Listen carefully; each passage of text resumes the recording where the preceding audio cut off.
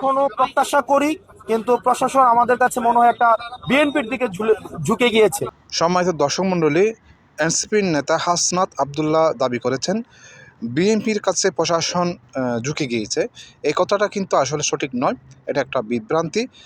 তিনি হয়তো অবগত আছেন, সাবেক প্রধানমন্ত্রী মরহুমা বেগম খালেদা জিয়া তিনবার এই দেশকে শাসন করেছেন।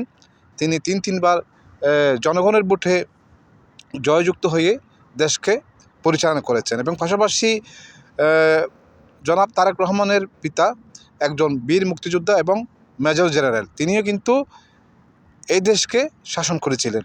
তো এখন কথা হচ্ছে, তিনি যে কথাটা দাবি করেছেন প্রশাসন বিএনপির কাছে ঢুকে পড়েছে, এই কথাটা কিন্তু ঠিক নয়। কেন?